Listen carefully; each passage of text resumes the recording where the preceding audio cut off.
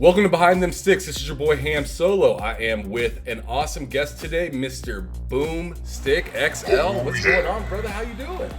Well, thank you so much for inviting me to this interview. It's been a long time coming. We tried to get our schedules on par, and when we hit the holidays, it gets a little bumpy. But dude, I'm extremely excited to be here. The questions are 100% legit, and I cannot wait to get into them. Man, I love it. I wanted to start out the year with the boom. I ended up having somebody else on Tuesday. I wanted to have you out right at the beginning, but yeah, scheduling, everyone knows how that works. So I'm happy to still have you in the first week of the year. So I'm happy with that. It's okay. Well, I appreciate the opportunity. Again, the channel is small, and I'm honored and extremely privileged to be here. Thank you, sir. Well, I want you to start out by mentioning the gaming and social media platforms that you're comfortable to share with us here today. Oh, absolutely. Well, listen, I support everything. I got PS5, I got an Xbox Series X, I got an Xbox Series S, I got a Switch Pro, a regular Switch. I'm into VR. I have my PlayStation VR, which doesn't really get a lot of use, but the new announcement of the PlayStation VR 2 looks dope, so I cannot wait for that. My Oculus Quest 2 should be delivered today. I've had the one for a while, pretty much enjoyed that. So the only thing I don't game on is, I see it. That's why I mentioned it. I don't game on PC. I don't have a rig. I have a PC powerful enough to run double barrel gaming, and that's good enough. I've never been a PC guy. And speaking of platform, of my channel, I am the only producer of Double Barrel Gaming. It is a YouTube channel that's closing in on 10,000 subs. My wife, Mrs. Boomstick, does help on the back end. She's very much behind the scenes. I don't think you're ever going to get her on camera because that's just not really where her strengths are. She really does go out of her way to find the topics of discussion, and she does a lot of the artwork for the channel, so we're very excited for that. But on the socials, listen, if you want to hit me up, it's at MrBoomstickXL on Twitter. DMs are open. I have over 125,000 tweets. I am on there all day long, and I talk with everyone. You drop a message in, I'll message you back. If you want to be on the show and you have some podcasting experience and you just don't know how to break into the business, we try to make that happen on my channel. It's all about community. That is what it was built on. And listen, hopefully you'll dig it. Yeah, man. I know I really like some of your content when you have like a breakfast with Boom, and like you'll also like sometimes you'll just do the content on your own and just have information that you've heard throughout the community, and you just have different takes sometimes, and sometimes you have guests and sometimes it's just you, and it's really kind of cool just to kind of see what you are like on camera on your own. But then again, see what you're like interacting with other people at the same time and letting them speak. And like I've seen Everborn on your show several different times. And like Everborn, he is on this show. He is a really good dude. Sega to the brain. Listen, a very talented man. One of the things I'm most proud of is that I was able to let people know what an incredible artist he was by having him on Primetime Gaming and help him push his Kickstarter, and both times it was successful. Now that's all on his talent. I just opened up a door and gave him a platform to kind of shout from the rooftops, and he took full advantage of it. And having him on every week on Primetime is great because not only is he knowledgeable, but he is actually one hell of a community member. Yeah. He's a really nice guy, and he's a gamer, and also an artist, and he makes comics or anime. He dabbles, and like the way that he I'm not sure if you've seen the previous episode of him on the show, but like just the things that he did to get to where he is pretty powerful. Yeah, it's pretty powerful. It's a humbling story, and it proves that if you put your nose to the grindstone and you are tenacious with your ideologies on what you personally want to do, I think you can accomplish anything, especially on something as open as YouTube. I mean, again, we talked about it in the pregame before we went live. YouTube is a vast pool of talent, and however successful you may or may not be should never be taken for granted. And he's one that, and you see it in his work, he doesn't take it for granted. He's always very appreciative, and I think being humble is what people want to see. And not everyone's like that, but he certainly is. Yep, and I love when I can see people just being original and not Yeah. trying to like promote their or like force their opinions upon to somebody else. Like, I believe this and this is what you should believe, because if you don't believe it, then you don't know anything. And it's just like, ah, I like it when somebody gives me the option to agree with them or disagree. And that's why I invite people like you on this show, is because Thank you you. get you give idea, and you don't forcibly give like an answer and say this is it, and if you don't believe this, then get off of my ship. Like like you know what I'm saying? You're like, here's what I think and here's what it kind of is, take it or leave it. You know what I'm saying? And Yeah. I like that I can easily, comfortably watch something like that, because it's kind of leaving it open-ended to kind of be like, I need to kind of think about this myself and think about, do I like this or do I not like this? Super important. Yeah, I agree. Yeah, so really good stuff. I'm excited for what you got coming with you said something about a half-hour episode, so I'm really excited to check that out later today. But what are you playing right now? I just downloaded a bunch of games that I'm playing from Xbox Game Pass that are indies. One's called The Pedestrian, which is a very unique side-scrolling stick figure type of game. There was one, oh my God, I can't even think of the name of it. It's like a puzzle game where you move the boxes around. I got 800 out of 1,000 achievements, and it made me really rack my brain. I actually had to go and get for 2 puzzles, get a guide.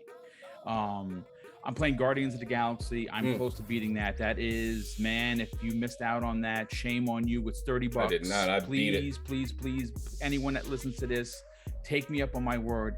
It is not the Avengers. And I was very fortunate enough that I tweeted out that the writing in the game is James Gunn level good. He not only favored it, he retweeted it, which is pretty dope. Yeah, and that's not really cool. and that's the second time he's actually done that. So we're not friends or bros yet. Maybe one day, who knows? But yeah, that Guardians of the Galaxy. I just finished the Gunk. I got 1,000 out of 1,000. That is another game, man. It is, the writing is so good, and the girls that are in that game are so believable and so forthcoming and honest in their conversation that you just have to walk away and impressed. It's just another magnificent indie game that has found life on Xbox Game Pass. Yep. I really enjoyed that game, beat that game as well. The story is pretty, it's pretty intense in some areas for sure. Only thing I wanted out of that game is a dodge button. Because I was getting ran off of the cliff by that bull. Oh, yeah. He's a pain in the rear. There's no doubt about that. Yeah, man. That bull was getting me. And that's not a spoiler. You're going to run into a bull multiple times in that game. So, like, but once you get to where I'm talking about, you'll understand that bull is just running me off multiple times. Okay. But I got past it. It was a lot of fun. I was happy to beat it. It was a fairly short game. Only took about 6 hours. Yeah, about 6 hours. Yeah, awesome. But I gotta kind of know this, because boom, boom, boom, where did the name come from? MrBoomstickXL, believe it or not, is something that was originated from my love of the Evil Dead. I'm a big stan for Sam Raimi, and of course Bruce Campbell, who plays Ash, and his famous "This is my boomstick" in the third one is where the name Mr. Boomstick came from, and Double Barrel Gaming is also inspired by the Evil Dead as well. Awesome. Yeah, I mean that makes sense now that you bring that up. I haven't seen Evil Dead in I don't know how long. Yeah, Army of Darkness is like for me. It's Evil Dead 2, Evil Dead 1, and then Army of Darkness. All great films. All I've watched, my brother and I, about 100 times, maybe more. But that is where the name of the channel and, of course, the tag name for Twitter and, Xbox Live and everything else comes from. Yeah, that's wild. I would have never guessed that because, I mean, like I said, I don't remember the last time I seen an Evil Dead movie. It was probably back when I was in middle school. And I'm 33 right now, so I have a hard time remembering all of that. But that's pretty cool, man. I like it when somebody can explain their name and it has some sort of meaning behind it that I would have never thought of. So very cool.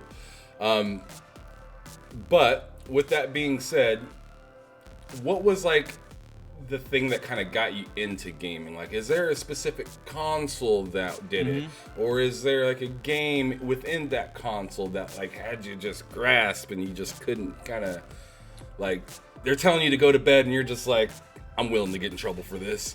Yeah, for me, it's a very personal story. It's a story I have shared numerous times and will happily share again. I come from a family that was not made of money by any stretch of the truth. We were, I would dare say, below middle class growing up.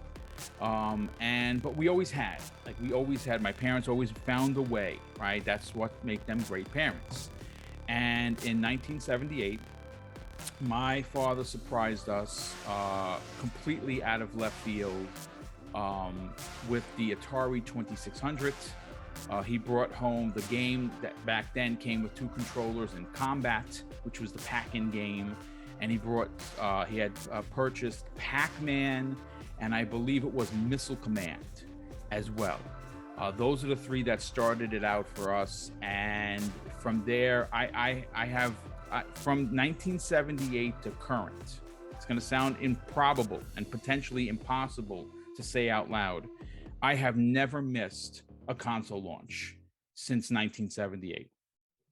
I have had every console under the sun, and that's all doing the hard work, the allowance, the birthdays, delivering newspapers at 5 o'clock in the morning before school. You got to be kidding me. I haven't missed anything. You have every single console from... I don't have them all. I have stuff in storage. I have a Dreamcast. I have a Saturn. I got an NES, a Super NES. I have the Vectrex, which a lot of people don't even know what the hell a Vectrex is. Well, what it was is it was came out right before the crash in the early 80s. It was its own monitor in a plastic black box, and the controller would fold out and you'd plug the cartridge right into the side of it, and it was black and white. You had to use color sleeves to put on the screen to make the game color.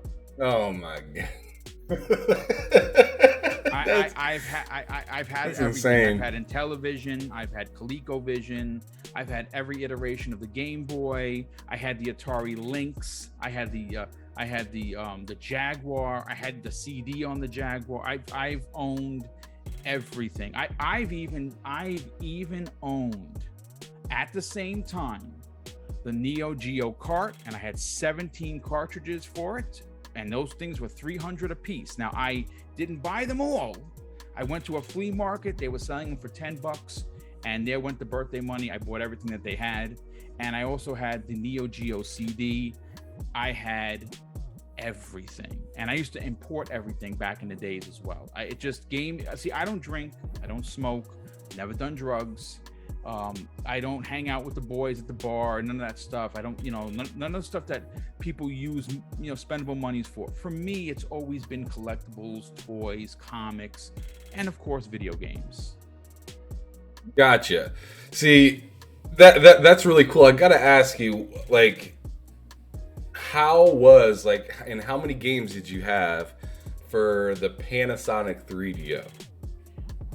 I bought that at launch, and I believe back then I was working at Funkoland back in Central Avenue in Yonkers, New York, and I had purchased it.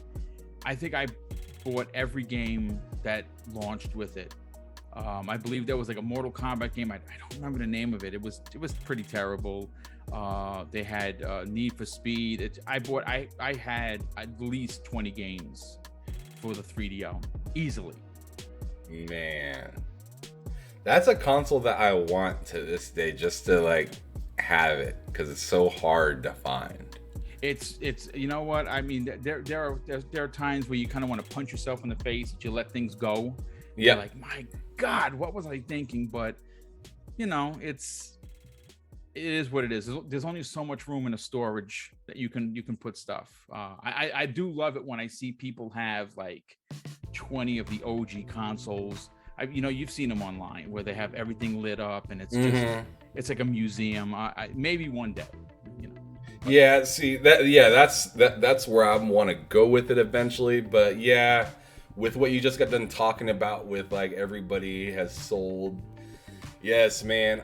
Yeah, dude. Like that is, as I said with another person on another episode, that's just like a sad subject to bring up, because it's like watching your baby go and you're like, no, like, but I need the money. But like, yeah, for me it was my Sega Nomad, man. Like looking back, I wish I would have never sold that guy, because it's worth a pretty penny right now. Way ahead of its time for portability.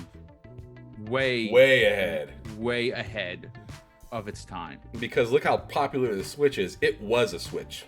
Pretty much, yeah. That's exactly what it was. It ate batteries. It was eating. Yeah, dude, it was so bad. Like I almost exclusively played that plugged into the wall, almost. Yeah, you had no choice because you only had so much money to buy batteries. I used to go through them like, damn, it was bonkers. Yeah, you'd go through the the Nomad cost in batteries. Oh yeah. Like within like a couple months. Yeah, it was crazy. Yeah. But anyways, why is, like, since you have all of those consoles and you have like such a rich history of gaming and whatnot, like, why is it so important to you? Like, when did gaming become like you? I mean, I have to go all the way back because gaming for me, it just was such an experience. One of the things that we used to do when we were kids with my parents is they used to take us to Nathan's Arcade. And anyone that's from New York that's going to hear this knows that back in the day, Central Avenue used to have a giant Nathan's. And the little corner of it was the restaurant, but there was a back end to it that had 300 cabinets. And we used to go there on the weekends, and my father would say, okay, listen, here's $5 in quarters. After that, that's it. Now, of course, that never worked. We always went back for a couple more. But we spent so much time in those arcades being able to play games like Pac-Man. Now, they weren't one-to-one, obviously, because Pac-Man was, it's very primitive, and so was Space Invaders and Combat and all the games that launched on there. But we still were able to play those games at home. And it just completely blew my mind where video games became such an integral part of me, as in my DNA, that I never walked away from it. Not for girls, not for a job, not for because I grew up and I found them to be, oh, that's too kiddish. I've always been a big kid at heart. Even I'm 51 and I still have a ridiculous amount of collectibles. I still buy toys. Who the hell says you're too old to buy a collectible? So I just think that video games for me, I was never a troublesome kid. One, because my mother did not play around. My father didn't hit us because if he did, he'd murder us. But my mom was very strict. And it was school. And one of the biggest things with her is if I don't know your friends, you don't know your friends. She was very, very strict like that. And with all of that said, I never got into trouble because gaming kept me out of it. I stayed out of trouble because I didn't want my mom to throw a slipper across the room and hit me in the back of the head. And she was pretty good like that. But it's video games has always been an avenue for me to visit worlds that you could only see. That's the thing about gaming that everyone takes that doesn't think about. You could read a great book you can watch a great film, you could watch a great TV series, and they all will tell amazing stories. But as a video game aficionado, if you will, you get to play, you get to be these characters, you get to make the decision on what these characters do, good, bad, or otherwise. And I think that that's an experience that you can't say any other medium has. Yeah, I mean, the closest thing is like what, like, remember interactive movies? Yeah, interactive movies, or even like books. Choose Your Adventure was a big thing with me. I was like a big D&D kid growing up. Loved Dungeons and Dragons, and I loved the books. You get to the end of the thing and choose page 63 or page 68, and sometimes you died and sometimes you didn't. I loved that, but those were primitive as to what you can do in a game where you take control of said character and you just go. And if you lose, it's because you did something wrong. Right, and also the fact that you can play the video game by yourself. Yes. Like, you don't need nobody else, and you don't, like, and it never gets old being by yourself in gaming. Like, yeah, there are some times where you're like, man, I wish my boy was online so we could finish through this game or something like that, or man, I wish my lady would hurry up and finish her work so we can knock out these challenges in Halo or something like that. But I can always be like, well, screw it, I'll just play this game instead and just be completely fine by myself in a whole different world for hours on hours on hours to come. So I totally hear you there. But at what point in your whole gaming, because you said you owned all these consoles, at what point of it were you like, I need to make content out of it? That's easy. For me personally, it's easy because in 2014, there was a seismic change in gaming media. I have always supported all the consoles, but I've always been an Xbox guy, right? That's what people, consider me. And the media seemed to have taken Xbox sucks stance, and they really went to town. Now, I'm not going to sit here and make excuses for Microsoft. They stepped in it. Yeah, they put themselves on that position in the shit. Yep. There's no doubt about it. They made a bunch of boob mistakes. The wrong leadership was making the calls. Too many people were talking, instead of just a one, hey, this is what, a set people that know that we're all on the same page, like they are now. Now they're fine. They're a tight ship. You got Sarah Bond, you got Aaron Greenberg, Larry Herb, Matt Booty, and of course, Phil Dominus, Maximus Aurelius Spencer, right? He is making all the right calls, and they are in the best position I think Xbox has ever been. So I used to be an IGN guy, pay the $35 a year to keep the lights on. I was a huge fan of several of their writers and producers. And they them, like many people like Kotaku and GameSpot and many of these big outlets, hating on Xbox became cool, but more importantly, for the business, it became an integral part of clicks and making money. And when you hated on Xbox, that story would get 10,000 hits, 20,000 hits. You did a video that you says Xbox sucks, you'd get 5,000 hits right 10 minutes into you launching it out to the service. But I got tired of that. And at that time, I was still working, so I did not have any ideas of starting my own content. That didn't actually happen until 2017, where I was watching all of this YouTube content. I was a huge fan of Crossfire on Friday nights with Mooch.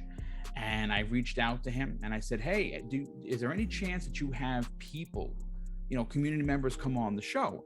And he reached back out and said, yeah, sure, we're looking to do that. Do you want to come on? And I'm like, absolutely. So for me, going on Crossfire that one Friday night was the check mark for the bucket list, right? Like, I got onto a podcast, I talked about video games, and lo and behold, the next Friday he asked me back.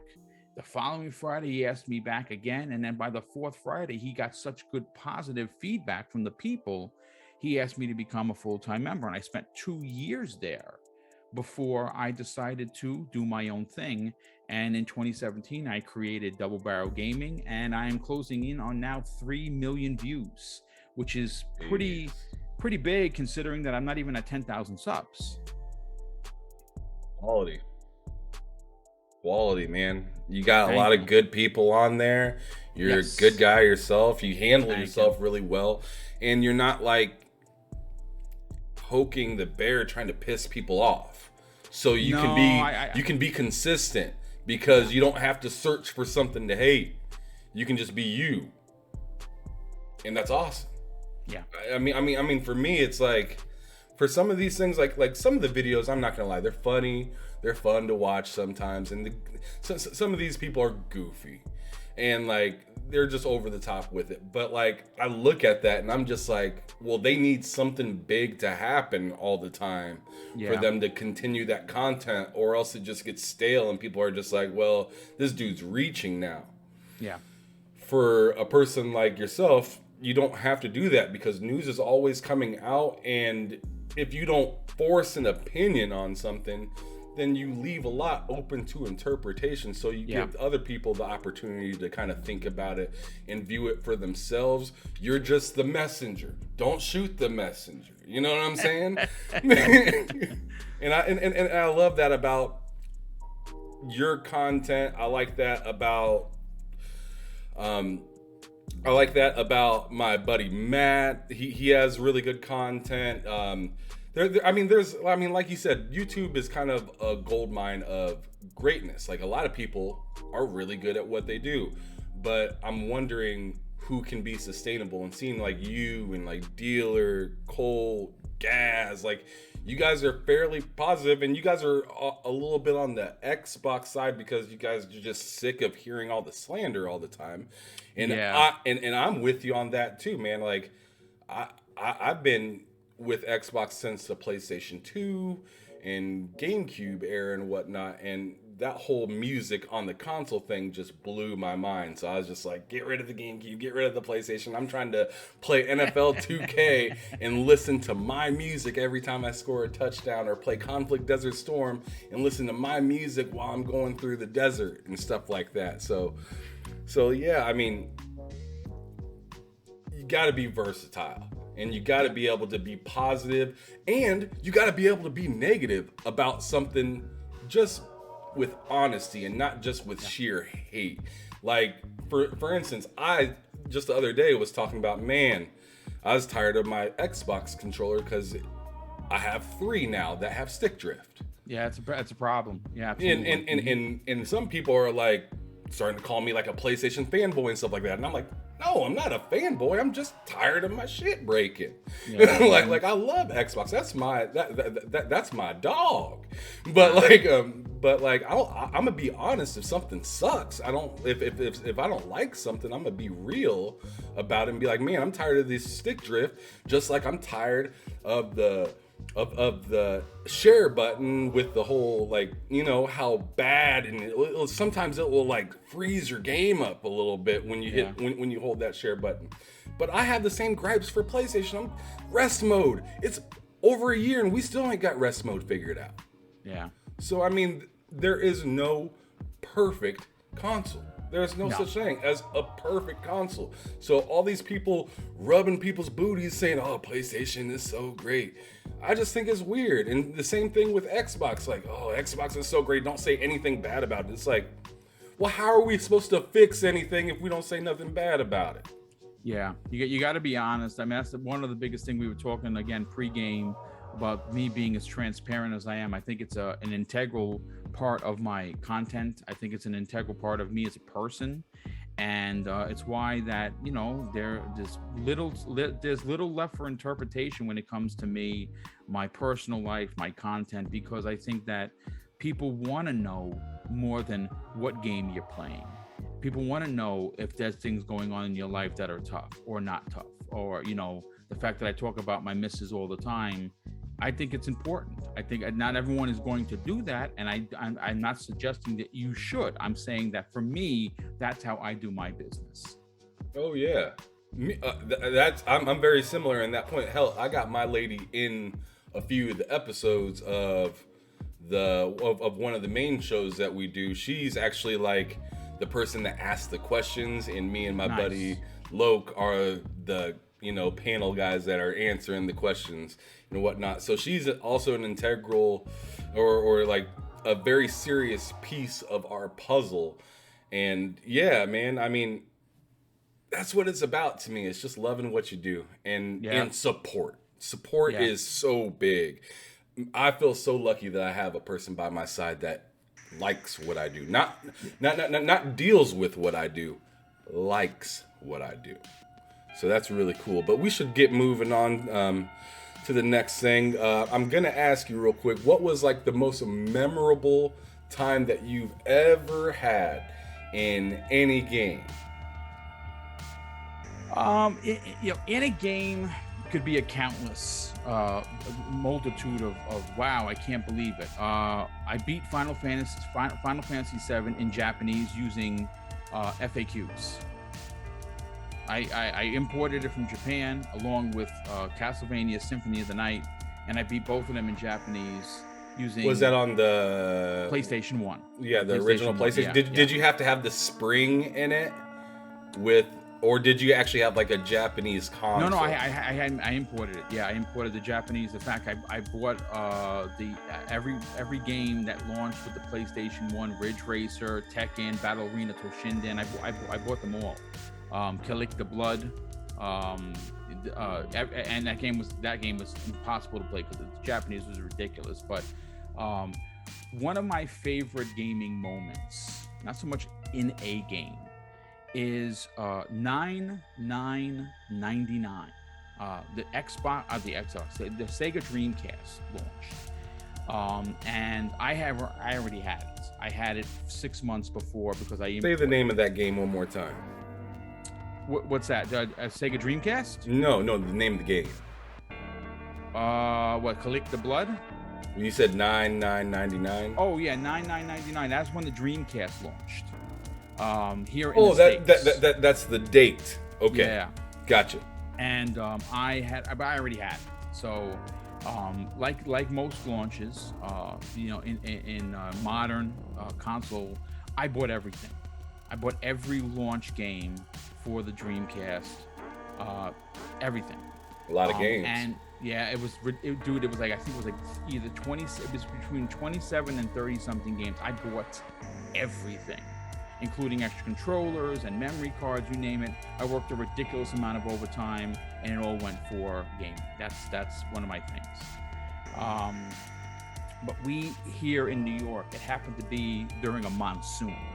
The rain was coming down so hard that it closed almost all of the highways. And my brother was working up at Funkoland, where I started in Central Avenue, and at that time I was here in Westchester County.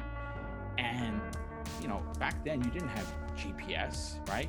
It was just go ahead, ask directions, or just keep driving until you figure it out. You didn't even have MapQuest. I kept driving until I figured it out. I followed the highway through the side streets all the way up to Central Avenue, Yonkers. It took me 3 hours to get there. There was no one in the parking lot. There was no one online. I mean, when I tell you the rain that was coming down, it was like cats and dogs. And my brother meets me at the glass because he's about to close, and he's like, "You are insane. But by the way, you can give me a lift home." So it wound up working out. I gave him a lift home, and I I was there for the launch where no one else was. And that's, again, the tenacity to want to get this console and not miss out on the launch, even though I already had it, is why the Dreamcast is my number one favorite console of all time. Oh man, so much. And I still have it. I have both. Face. I have my Japanese one, I have my American one, and I have 86 games still in storage. Yeah. Mm-hmm. Oh my goodness. I'm jealous of that collection of games. That's so many. I love the Dreamcast too, man. My favorite game that I probably played on that was Shenmue. That's a good one. Absolutely love. For me, it's Shenmue. Jet Set Radio.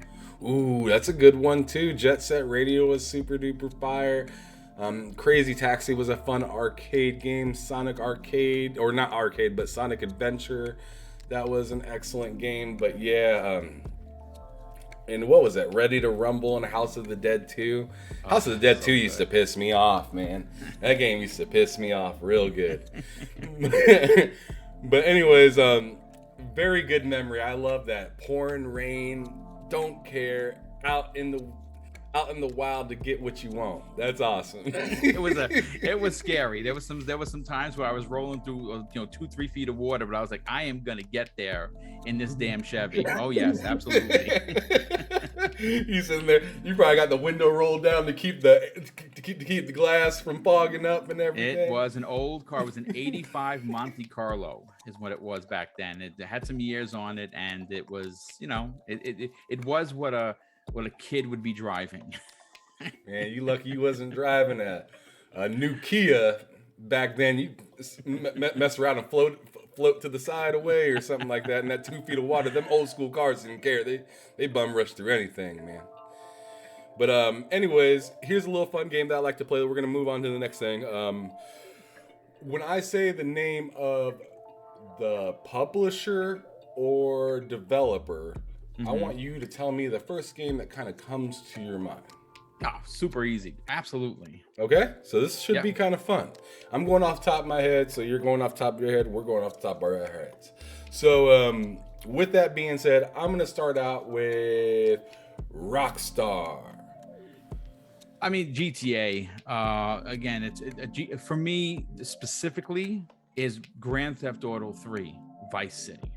That's the one that jumps off the page. My brother and I waited in line in Dragon's Den where they handed out razor blade keychains as the giveaway. This was one of the first games I actually waited online to midnight for. So yeah, for me, that was that's top dog PlayStation right there. Oh man, the neon lights in that game, I used to love them. Mm-hmm. Absolutely, that game was wild. When it first came out, it was so serious. I mean, GTA 3 obviously kicked it off, but when you seen that Vice City was like a sequel, but not like Vice City or Grand Theft Auto 4, you're just like, wonder why it's just Vice City and not Grand Theft Auto 4.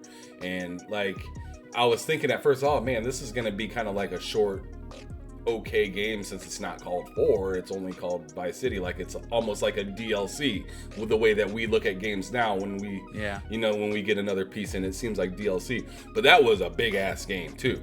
And it took it took a long time to get through, and it was really fun.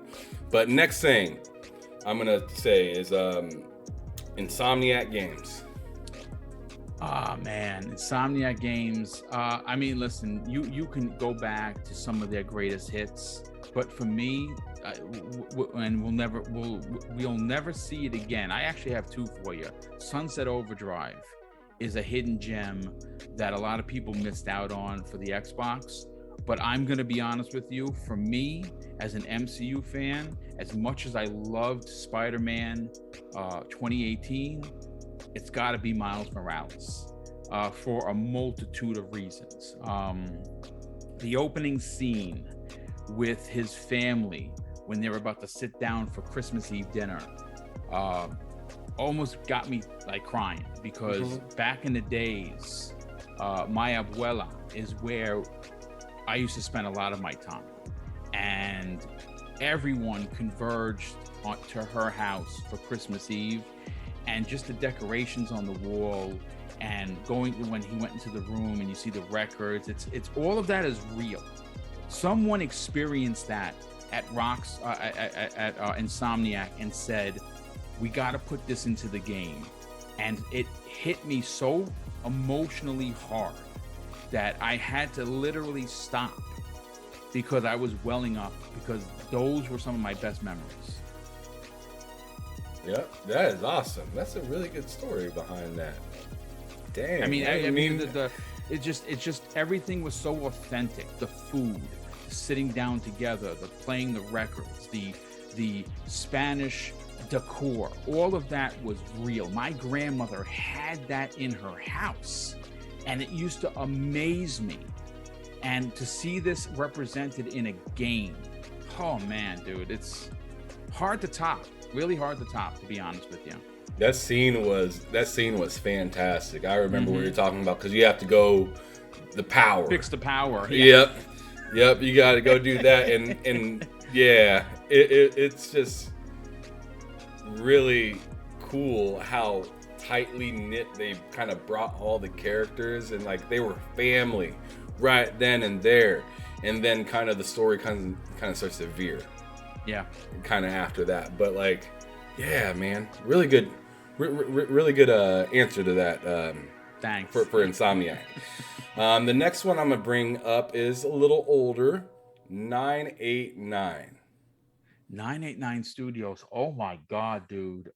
If I could, if I'm getting it right, because 989, they released one of the first football games, and I believe that was on the PlayStation, if I'm not mistaken. Dude, that's wow, man. That's really kicking it old school. I remember playing the first Game Day, bro. Game Day, and I'll never forget, because I'm a Steelers fan, right? I'll never forget when you saw the helmets kind of on the screen, and they're all moving, and they're all. It's just a line. I'm like, I can't believe what I'm playing. Like, I can't believe what I am playing. 989 Studios. Wow, dude, that is really a throwback. Yeah. I tried to take it there. Because I loved Game Day, and my brother was actually in one of the Game Breaker games. Oh my God, that's awesome. You remember Game Breaker for the old PlayStation. But yeah, because he played for Notre Dame. Oh, wow. And yeah, he played from 94 to 98 for Notre Dame. So he was in the PlayStation era of Game Breaker and stuff like that. So I got to use him in the game, and I thought that was super cool. Yeah, exactly, dope, right? Yeah. So that was really cool. But how about we go with Midway? Man, Midway has a huge history. I mean, I'm gonna have to take it back to like the old school arcade era. Midway, where you got Midway a chance. presents. Yeah, I mean, one of the first ones that jump off the page for me for Midway is Defender. Okay.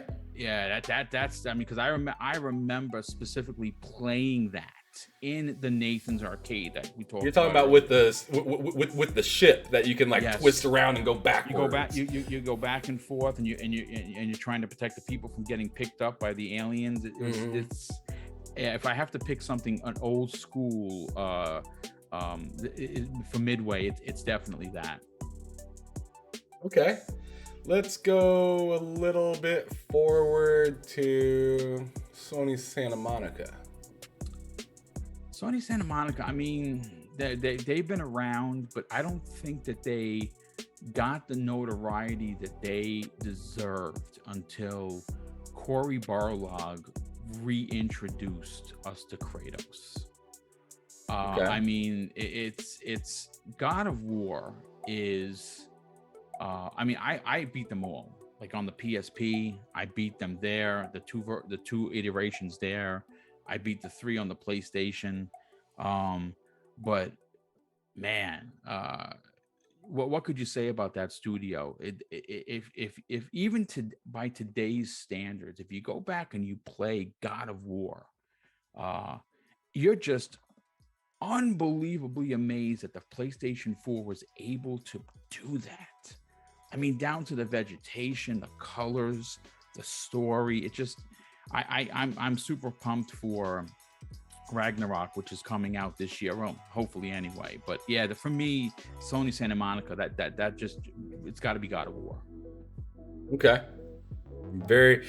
I mean, you could say easy answer or whatnot, but that is what it is, man. I mean, that is their most known game. Yeah. And it kind of is what it is.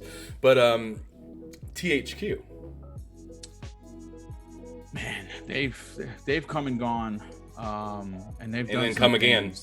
yeah, they have. I mean, for me, No, I was gonna say Rampage, but that was Midway back in the days. I'm trying to think of a game that jumps off the page for THQ. Destroy All Humans comes to mind for THQ, because that game was, people looked at it to be as like a kind of like a Grand Theft Auto, because some of the things that you can do that game was a little ahead of its time, especially if it's in its nature of content. So yeah, that's what I would equate a THQ to. I'm sure I'm missing one or two that I'm like, oh damn, I should have said this. But right off the top of my head, it's got to be Destroy All Humans. I think THQ. I'm not exactly sure, but I think they made True Crime Streets of LA. They might have been that, yeah, maybe. That game was unbelievable because it was like your first kind of Grand Theft Auto game with like karate moves. Yeah. And you can use a gun. And it was kind of, it felt knockoff-ish.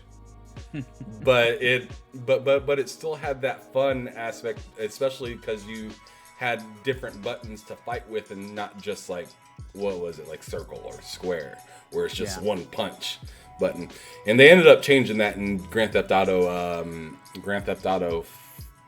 San Andreas. You were able to switch up different fighting styles, which stunk because in GTA 4 and 5 they took that away. And it was like, oh man, we were just getting kind of innovative with some of the cool stuff.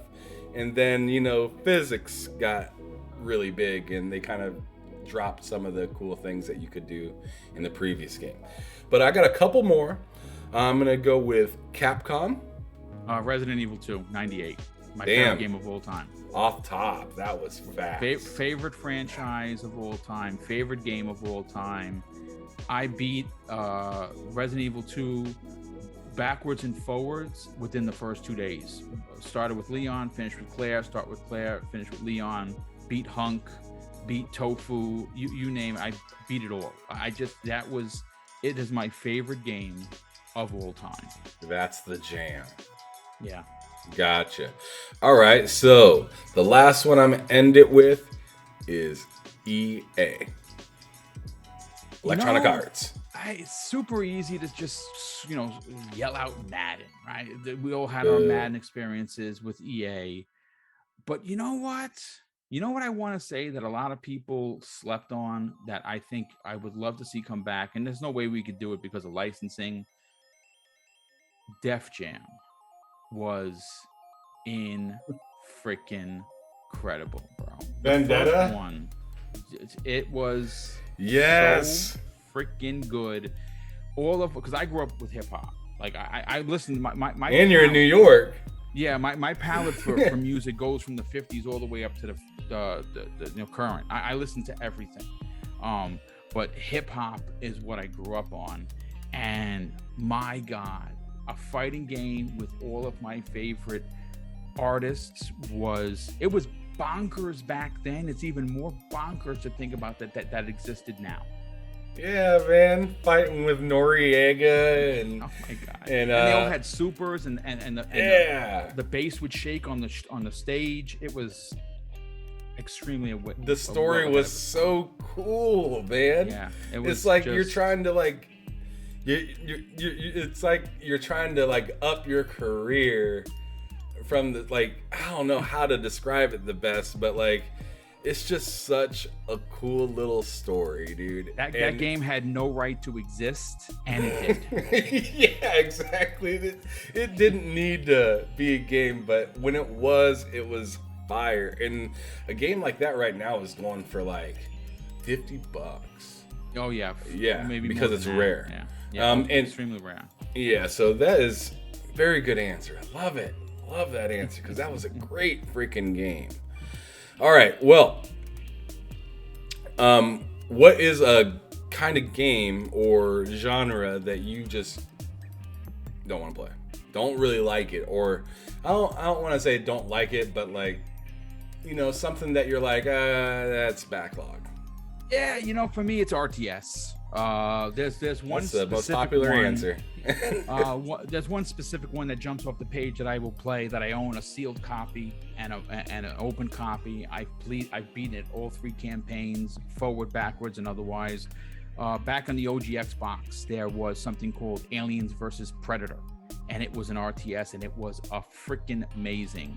And because I'm such a fan of those IPs, it was easy to get into and learn. But for the most part, I played the Lord of the Rings RTS. Like last year, they released the Gears RTS, finally on console. And as much as I'm a Gears head, I couldn't get into it. I don't know. I mean, I played Halo Wars, and I beat the first one, didn't beat the second one. RTS is a lot of work.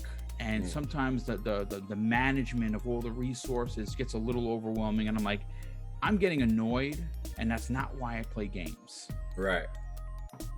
Yep, I was telling somebody before that, it's one of those kind of games that, like, when I'm in it, but as soon as I turn off the power, I have no idea when I'm coming back. Yeah. I have no idea, because I look and I'm just like, I don't know if I want to go through that right now or again. It's just like you're playing the game, but you're not like, but you're watching them do all the action, and that kind of bothers me a little bit. Like when I was playing Gears Tactics, like I want to use the chainsaw on that guy. I don't want to watch you do it. Yeah. It's not fun to me. But cool, very quick answer. Love it. Very popular answer too. A lot of people just don't really like RTS that much. But what are the best 3 games that came out for you in this last year of 2021, and which game is just like on top, screaming, winning for you? Well, I mean, Halo Infinite is my game of the year. I scored it a 10 out of 10. It's not a perfect game, but it's a 10 out of 10 because they delivered in multiplayer, and I'm an old school Halo 3 multiplayer dude with my brother and my friends, and it made me feel like that again. The single player campaign was just amazing. The open world nature did something for the brand that it needed, so they delivered. Forza Horizon 5 was a masterpiece. It's the best driving game ever in the history of driving games.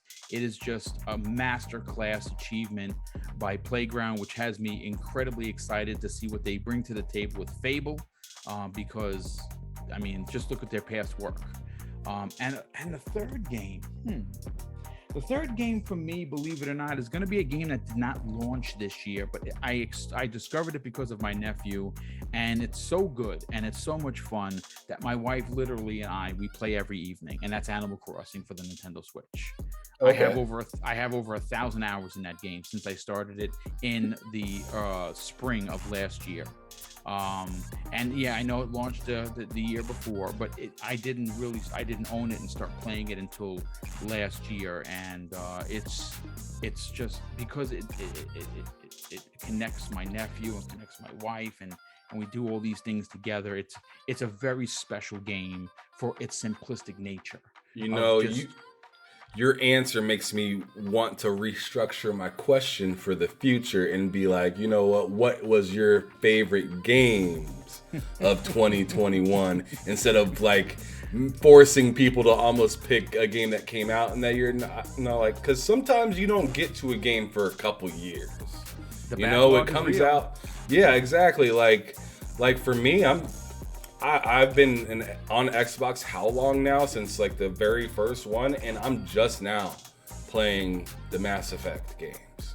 Yeah, that's a real thing, and I actually went into Game Pass, the HD collection, so that's kind of dope.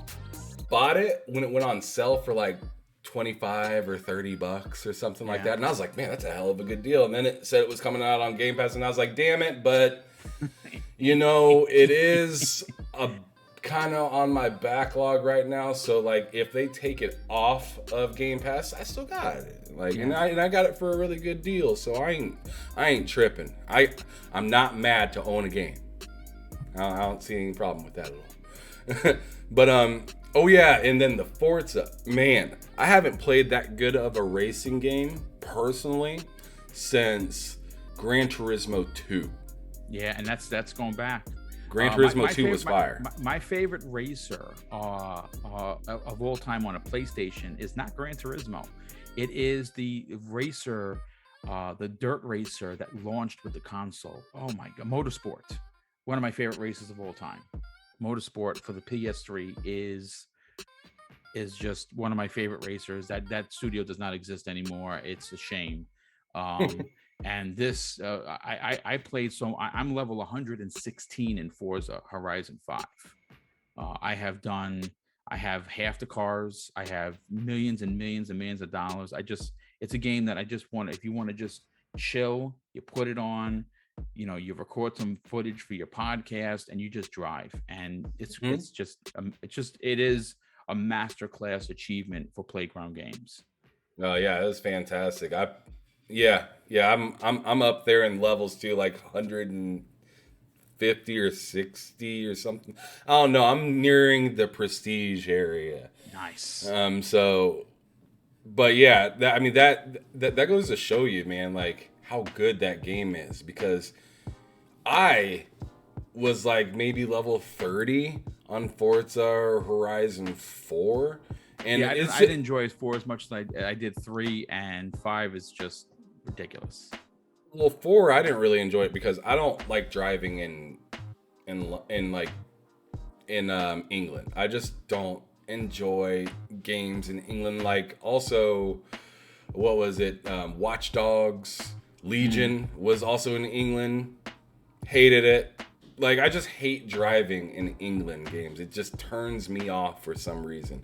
But once I got it on the mountain, I'm driving off the cliffs in freaking Forza Horizon 5, and like the highways are pretty dope. Like, you can actually get some good speed and have multiple lanes to switch into. Like, it was fire. Yeah, so really good answers for your 3 games. I've never played Animal Crossing, just to throw that out there. Okay. But what is your favorite studio of all time, and what game do you think best represents that studio that you love? For me, Capcom, my favorite studio of all I know time. what's coming. Resident Evil 2 is my Resident Evil 2 98 has always been my number one for years. It was just edged out by Resident Evil 2 19, which was the remake, and it's just, they have done absolutely amazing things for gamers. If you look at the IPs that they have, and the 3 for me that jump off the page are Resident Evil, Onimusha, and Dino Crisis. I know everyone will say, some people will say Street Fighter, and some people will say, whatever else that they've made over the course of their ridiculous history. But those 3 are my favorite IPs and my favorite games of all time for Capcom. I mean, I know Devil May Cry is in there. I know we got Monster Hunter. I know we have many, many Capcom games, and Mega Man and just Bionic Commando. It's unbelievable how close they were to going bankrupt in 2016. And then Resident Evil 7 came out, and it has been nothing short of old school Capcom returning with just fists of fury. Yeah, Capcom's been around for a long freaking since time. The NES days. I mean, you're talking 85 is when they had the one with the cowboys that was a side scroll. I don't remember the name of it. It's just they had so many ghosts and goblins, and they've just had so many, and the fact that they're still around and they are still hitting bangers out every time they drop a new game, you can only just tip your cap to them. Yeah, absolutely. Yeah, they've had. I can't believe, like, I didn't know about the 2016 how they were almost bankrupt, brother. Yeah, that's wow. A fact. Yeah, they were on the ropes. That's crazy, because I mean, I guess, I don't know. I mean, Sega. That kind of reminds me of Sega a little bit. How they were so big and then they kind of just withered away. But I mean, they're still software now. But like, as a console, they kind of just withered. But I'm happy Capcom picked its boots up and figured itself out and is continuing to come out with good games still. Yeah, 100%. But what game are you, or actually, I want to give you the option to pick 3. What 3 games are you really excited for this coming year? There's so many to choose from. And man, you'll probably say the third one and be like, damn, I meant to say this one too, but it is what it is. Pick 3. Easy. I'm a big horror buff. Dead Space remake, number 1. The Callisto Protocol, to see what that team that brought us Dead Space is going to do with their own interpretation with the new IP. And Breath of the Wild 2 for Nintendo Switch. Those are my 3 most anticipated. Those are your 3, and there's still so much food on the table. Dude, it's ridiculous. We're going to be eating good. No doubt about it. Doesn't matter where you're playing, you're going to be eating this year, that's for sure. I mean, I can easily throw Horizon Zero Dawn in there because Aloy is one of my favorite PlayStation characters. God of War, obviously. Microsoft has a ridiculous amount of games coming out. I'm excited to see what Redfall's all about, dude. Redfall looks pretty dope. Yeah, that looks like it's going to be a fun game. I think that's going to be the evolvement of what Left 4 Dead was. Again, it's easy to. There is literally so many games you could pick. You could walk away from and say, it's these 3, and then someone could say these 3, and you can say, I probably should have added those 3. This is a list that you could say, what are your top 50 for 2022? And you'd walk away with a ridiculous. It's just so much, dude. Yeah, that's some facts right there, though.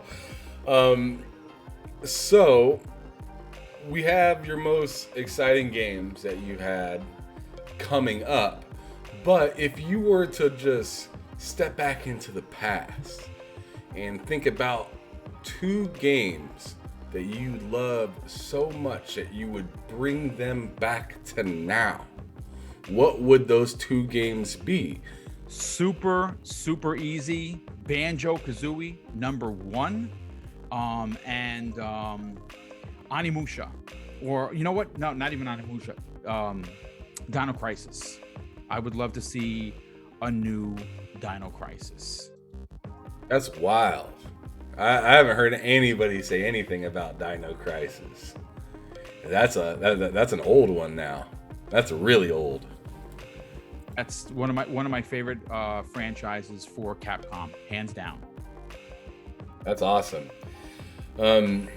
So we got a few questions left. This one's gonna kind of be really it's whatever way you want to drive it, but some people see it as kind of a negative question. What in gaming as a whole kind of frustrates you? I hate the console war shenanigans, especially when people make it personal. The immaturity of some on social media is great, and I love it for many reasons, and there are a lot of reasons to dislike it because I call them keyboard cowards, right? Some of the things that are said on the social are just disgusting, and that's why I go on a blocking spree. I block anyone that brings that kind of hate to the conversation because I cannot function like that. I don't want my timeline muttered with the negativity that is so readily available at your fingertips. I stay away from it all. If I see it, people, ponies and bots and Nintendorks and stuff like that, I don't like any of that, and I stay clear away from it. And if you are a part of that culture, if that's what you're into, that's fine. But I just either mute or block on the social media. Fair enough. Yeah, I mean, it gets toxic really fast. Like there are 2 different ways that I look at it. There are like the people that are just like kind of making content and kind of fanning the fire a little bit, but their beliefs aren't really what they preach all the time. Yeah. And like for those people, I feel bad because it's kind of like they're kind of hiding behind a facade. So like I try to give them some sort of a pass, because it's just like, I understand, this is how you make money. This is how you do your thing. Like, I don't hate you, but like, it's hard to watch you sometimes. But then there's the secondary people that just flat out get on my nerves, that are really in your face and always thinking that they need to like tell the truth, or like bring some like come to realization of, you don't really know what you're thinking. The best thing that you could do is buy this Xbox or buy this PlayStation or get the Nintendo, and it's just like, man, you can get up out of here. Like, I don't have any respect for somebody that's gonna try to force me to think like them. Yeah, 100%. I think the ideology of just cutting loose and not worrying about it is probably the best way. But listen, dude, I have to go in 3 minutes because I'm going live on the breaking news. If you got one more question for me, brother, I'll be more than happy to answer it, and we'll cut. I hate to cut short, but again, it's this breaking news is just bananas. Okay, fair enough. So, with that being said, what would be a dream come true for you in gaming? Look, I'm an old man. I'm 51 years old. If you would have asked me this 6 to 7 years ago, maybe 2014, it's getting hired by Microsoft. It's getting to work with, not as a developer, because I'm not a tech head like that. I'm a gamer. To work in their social media department, to interact with the fans, to be one of the rah-rah guys for Xbox Fan Fest. That was a dream. That ship has sailed for me. I have my own content. I go at my own speed. I'm doing a grassroots way of content creation. And because I'm not, participating in the hate game that moves people's meter for, I'm just going to grow, gradually, and it's fine. But honestly, now my dream is to hit 10,000 subs. That's going to be a monster accomplishment for a channel that is just uses what I have, and that is my love for video games, to push the medium and use positivity and inclusiveness, where others push exclusive behavior. And if I can get to 10K, and I believe I'm going to hit it in the first quarter of this year, it is going to be a monster dream come true, because again, you start out with 1 sub, you start out with 100, then your next goal is, let me get monetized at 1,000, and then it's off to the races. And like I said, when we were talking privately, it's not a lock, it's not a guarantee that you're going to win at content creation, because you got to build an audience, and it takes hard work, and it takes a long time. And I'm very fortunate. My audience loves the content I put out, and I'm playing less games now than I've ever done, because making sure that I have the content for the people is more important. Got it. And if you were to describe gaming in 3 words, what would those be? That's going to be all for us after that. Best hobby ever. Fantastic. Well, I'd like to thank you, Mr. Boomstick, because I know Mr. Boom got a Zoom. He got to get going. So I really appreciate you being on the show today. It means a lot for me, to me, that you took time out. And I know you got to get going because you heard some news and you really want to get it off your chest. So I'm going to let you get going. If you guys enjoyed this episode, please like and subscribe. Absolutely. But you, Mr. Boomstick, and everybody watching, you guys have a fantastic day. Love seeing you.